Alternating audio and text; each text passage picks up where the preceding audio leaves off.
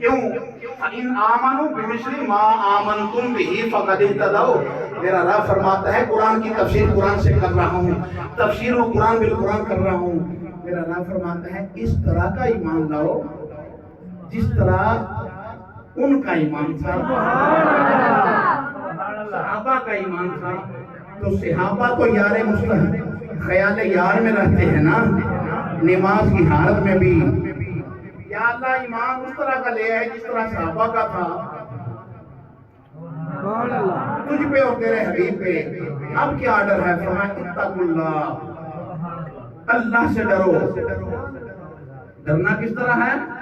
نماز اس طرح پڑھ کہ تو خدا کو دیکھ رہا ہے۔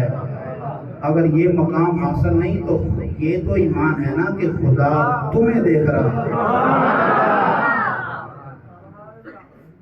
اللہ ماشاءاللہ، اللہ معاف فرمائے، ہم تو چار ٹکروں کے لیے آتے ہیں نا کہ فٹافٹ نماز فارغ ہو تو چلے جائیں۔ نا نا نا نا نا، نماز حضور کے خیال میں مگن ہو کے پڑھو، مزہ آئے گا انشاءاللہ۔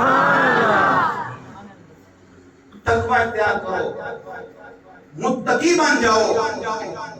آگے کیا فرمایا؟ یا اللہ تقوی بھی اختیار کر لیا، ایمان والے بھی ہو گئے، اب کیا حکم ہے تمہیں؟ تو علماء فرماتے ہیں ایمان بھی ایک خزانہ ہے تو تقوی یہ خزانہ ہے۔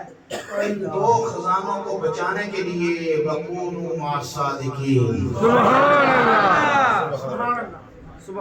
تقوی بھی خزانہ ہے،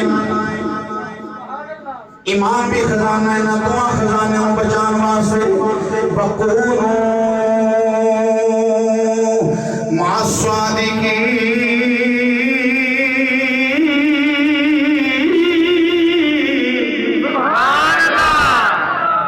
ترجمانی میرے کھڑی شریف دے شہنشاہ کے میں فرما دینے، آپ فرما دینے، را دے را